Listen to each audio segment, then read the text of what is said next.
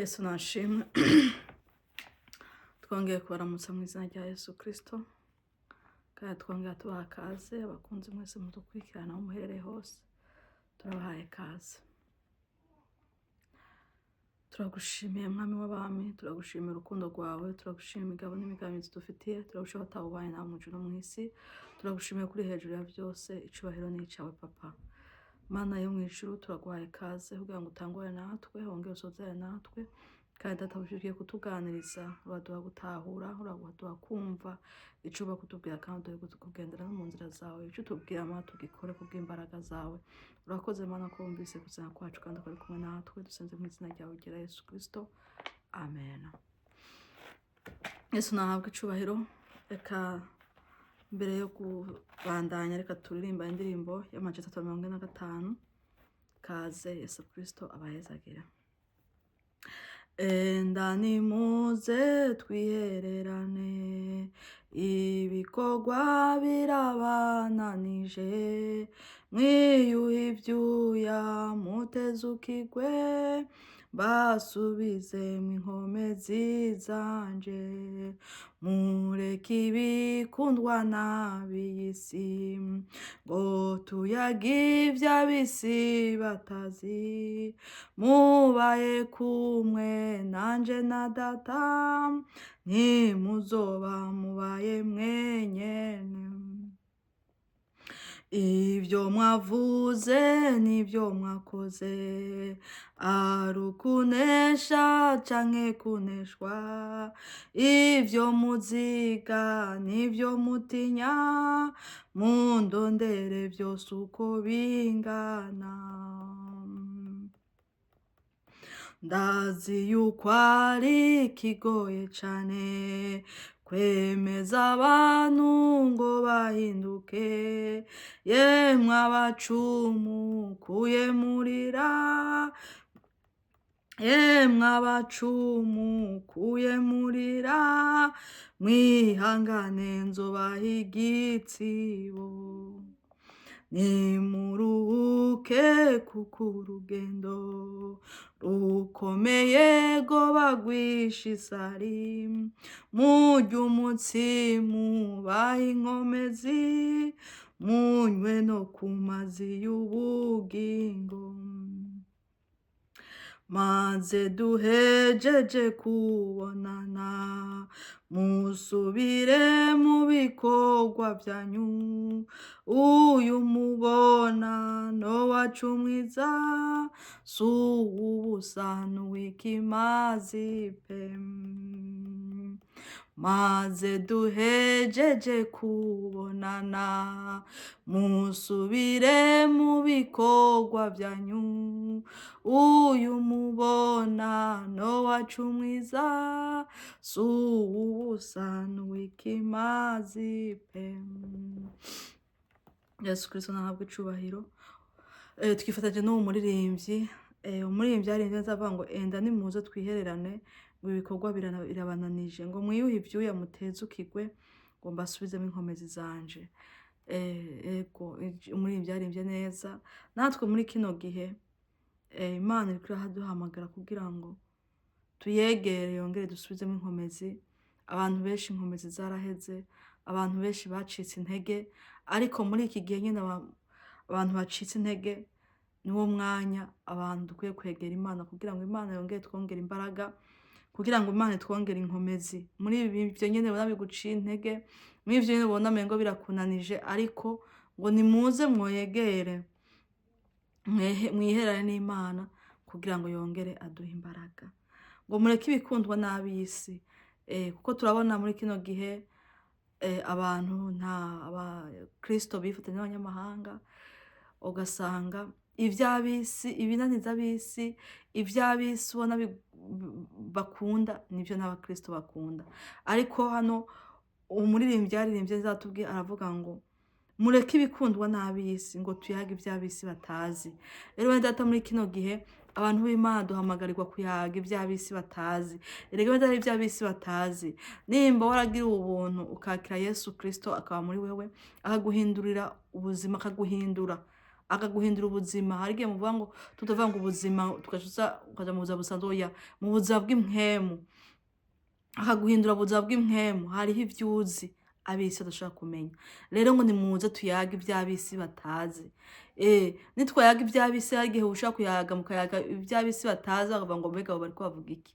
Mbega abo baratuye? Abo barasaze babaye bate? Kuko uba uri kuyaga ivy'ab'isi batazi, bo ntavyo bazi, bari mu yindi isi idahuye n'iyacu turimo. Rero mw'ico gihe ngo nimureke ibikundwa n'ab'isi, ngo tuyage ivy'ab'isi batazi, ngo mubaye kumwe nanje na Data ntimuzoba mubaye mwenyene. Rero hano muri yaratubwiye ngo, muri vyaririmba neza bavuga ngo tubaye kumwe n'Imana na Yesu na mpwemu yera, tuzoba turi twenyene. Kandi no kuri bene Data, iyo uri kumwe n'Imana ntabwo uri wenyene. Nubwo woba uri mu ntambara zimeze gute, nubwo woba uri mu bibazo bimeze gute, ariko wibereye kumwe n'Imana, ukaba uri kumwe na Yesu, wibera mu munezero abandi badashobora kumenya, badashobora kubona. Rero bene Data, nimuze tujye ku munezero wa Yesu, nimuze tunywe ku mazi ya Yesu, nimuze tujye ku mutsima w'ubugingo, tuzogira ibihe vyiza cane.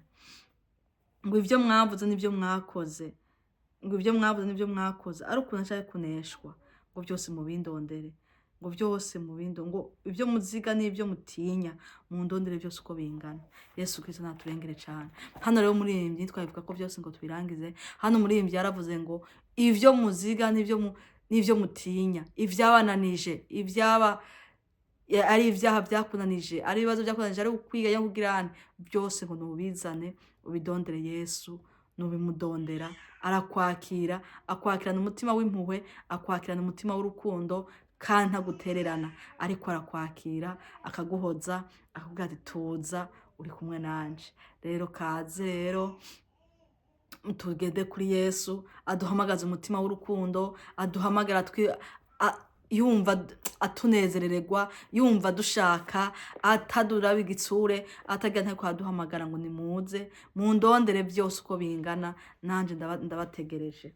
Rero tugiye gusangira ijambo ry'Imana rigaragara hano, ijambo ry'Imana rigaragara hano muri Hoseya igice c'indwi, turahera ku murongo wa mbere turasoma no ku murongo gushika ku murongo wa kabiri.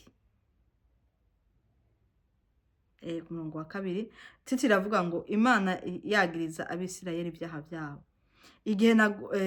Igihe nagomba gukiza abisirayeli, haciye haseruka ibigabitanyo by'Abayefurayimu bo n'ivyaha by'i Samariya, kuko bakora ivy'ibinyoma, abasuma, barara baramena amazu, igitero c'abambuzi kikabamburira hanze. Kandi mu mitima yabo ntibiyumvira yuko nibuka ibyaha byabo byose, none aho ibikorwa byabo bibataye, none ibikorwa byabo bibataye hagati, kandi biri mu nyonga zanje. Yesu Kristo aturengere cyane. Hano ijambo ry'Imana atubwira ngo Imana yagiriza abisirayeli ibyaha byabo. Natwe uyu munsi ijambo ry'Imana atubwiye muri kino gihe, Imana abantu benshi bariko bakora ibyaha bakabaza ngo bariko banyegeza abantu, ariko ntibamenye ko Imana yo yibabona. Muri kino gihe hari ibyaha bidasobanutse, hari ibintu bigaragara nawe ubwawe ubiravye udashobora kubitahura. Kandi kino gihe niho Imana ishaka gukiza abantu bayo. Imana irahamagara nimuze mbakize, nimuze mbakize. Muri kino gihe Imana yagomba gukiza abisirayeli, ariko igombye kubakiza icibona hagaragaramwo ibyaha mu miryango imwe n'imwe. Rero muri kino gihe hari ibyaha bigenda bigaragara mu bantu b'Imana, kandi Imana yagomba kubakiza. Benshi ugasanga ko bava ngo mbega Imana ntiriko irambona, Imana ngo nguma muri ibi, ariko ntagende mu mutima wiwe ngo abanze agende yisuzume, arabe ko ata kibazo kihari gituma ivyo byose ariko ahura navyo. Rero muri kino gihe Imana igomba yuko umuntu wese agenda akisuzuma. Hari ibyaha biriko bituma abantu bananirwa, kuko turazi neza iyo uhagaze neza ugahagarara n'Imana, Imana irakurinda. Rero benshi hari Imana iza kugira ngo ibakize, hari aho mwasezeraniye, hari aho mwavuganiye, ariko Imana iragushaka kubura, yazigasanga hari ibyaha. Rero muri kino gihe hari ibyaha vyuzuye mu bantu, ariko abantu bakabona yuko batabona yuko Imana ibona. Imana irabona, Imana nta hantu hamwe inyegezwa, imitima yacu Imana irayizi. Wanyegeza abantu, wanyegeza abandi, ariko Imana yo ibona ibinyegeye hariya mu mitima. Niyo mpamvu igihe cyose Imana irashaka kuza gukiza abantu bayo, ariko bagasanga buzuye ivyaha. Reka bene data dukura ivyo vyaha kugira ngo Imana izidukize. Hari ibyo tubona turimwo bitunaniza, hari ibyo tubona turimwo bituyobeye, hari ibyo tubona tubonesha amaso yacu, ariko ukabona umengo ni ibintu bitunanije. Ariko reka tukure ivyo vyaha, ivyaha bitwizingiraho, dukure za kamere, dukure y'ivyaha by'uburyo bwose, kugira ngo Imana izidukize. izidukize intambara zo tubona, yaba izo mu mwuka, yaba izo mu mubiri, yaba ibibazo by'uburyo bwose. Imana izidukize, kuko nta wundi wo kudukiza atari Yesu wenyene. Reka rero dukura ibi ivyaha twimitse mu mitima yacu, ivyaha bitugendagendaho, wowe ukabona yuko ukavuga ngo naka ntazi ivyanje, uwundi ati ntazi ivyanje, ariko ndababwiza ukuri yuko Imana yo mwijuru yoyo ntahinyegejwe. Niyo mpamvu Imana itaza gukiza. Kubera iki? Kubera ivyaha by'abantu. Rero Imana yo kuza ngo ikize, ahubwo Yesu Kristo turengere cyane. Nico gituma yagerageje uburyo bwose iguma ihamagara nimuze mbakize, ariko igihe cyo guhamagara ngo nimuze mbakize cyo kirarangira. Kiyo kirarangira bene data, kuko Imana irasemerera. Iciye mu bakozi bayo, igasemerera iciye mu bahanuzi, igasemerera iciye mu bakozi bayo, nta namwe itaca.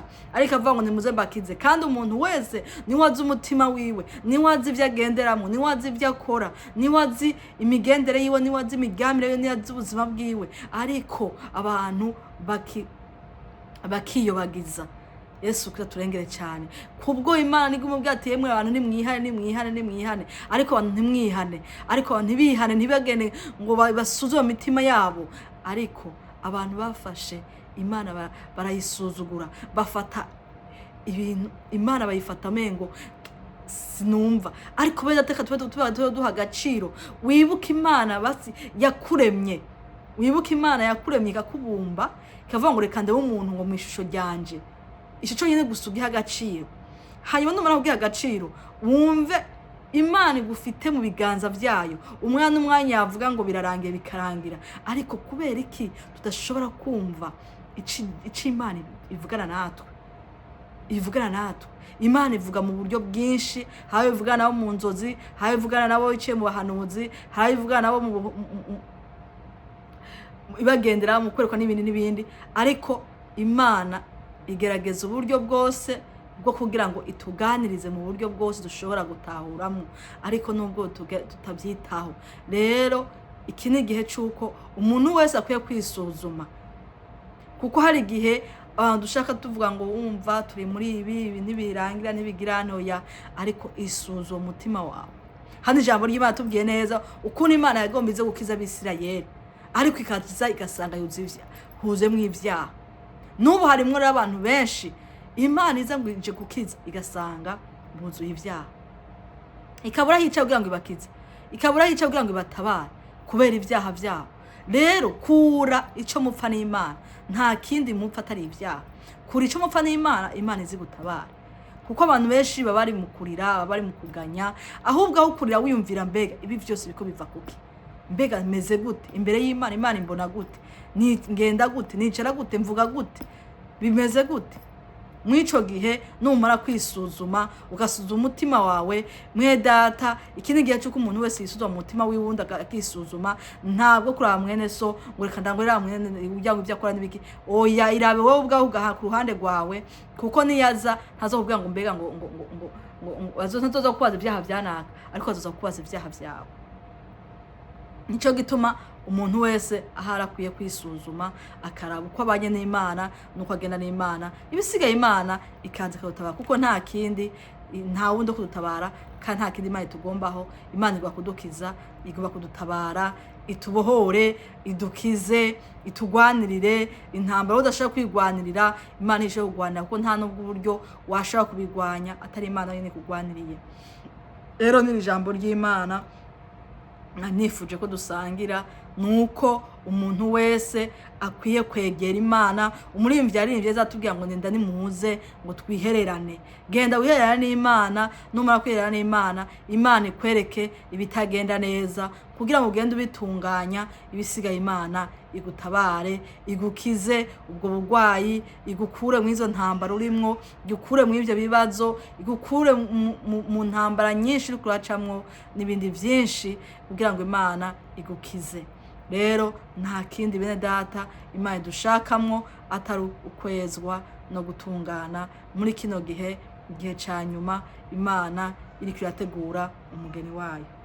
Rero mwene data itegure nawe mu bageni nawe wasanga urimwo, kuko muri kino gihe Imana iriko irategura umugeni wayo, kuko abageni hari abageni benshi igiye gutahana, igiye gutwara, kandi n'abatari abageni nabo izobatwara.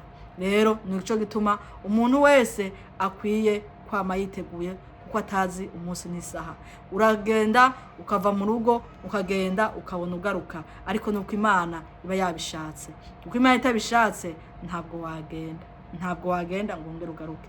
Niyo mpamvu abantu benshi tugira tuyoberanya, ugasanga benshi bagenda bibagirwa, ntibibuke yuko kugenda kwawe n'ugaruka kwawe Imana ari biba yabikoze. Kuko ku ruhande rwawe nta nubwo wasohoka imbere y'umuryango canke waharyama ntubyuke, ariko kubw'imbaraga z'Imana no kubw'urukundo dukunda iguma igerageza uburyo bwose, ejo naho yakwihana reka mureke, reka ndabe ejo ko yakwihane, ejo ko yakwihane.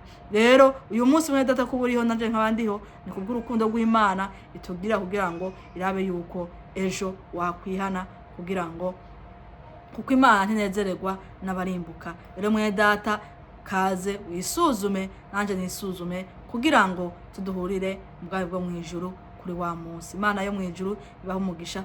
Abakunzi mwese mudukurikirana, mwese aho muherereye hose, turabakunda kandi turabanezererwa. Imana yo mwijuru ibaho umugisha. Turagushimiye mwami w'abami, kuri Imana ishobora byose kandi uri Imana ihambaye. Turagushimiye kudahengeshanya kutwitaho no kutwitwararika. Urera, uragororotse, uri hejuru ya byose. Tugushimiye Mana ko udahengeshanya kutuganiriza mu ijambo ryawe, ukatubwira kugira ngo tuze twegere, utubwiye neza kugira ngo dukize. Kuko igihe turimwo urabona ko ari igihe kitoroshe, gisaba imbaraga, bigasaba inkomezi. Rero mwami Mana uratubwira ngo nituze twegere kugira ngo twambike imbaraga, twambike inkomezi, kuko igihe turiko turajamwo utagira inkomezi cyangwa yambara imbaraga atazoharengana. Rero mwami Mana ongera utwongera imbaraga, ongera udukomeze kugira ngo dushobore kurengana muri kino gihe kitoroshe. Urakoze Mana ko uvyumvise, wumvise usenya kwacu turi kumwe natwe. Urakoze ko watamwana tugasozera natwe, icubahiro ni cyawe iteka. Dusenze twizeye mu izina ry'Umwami wacu Yesu Kristo. Amen. Yesu Kristo ahumugisha. Amen.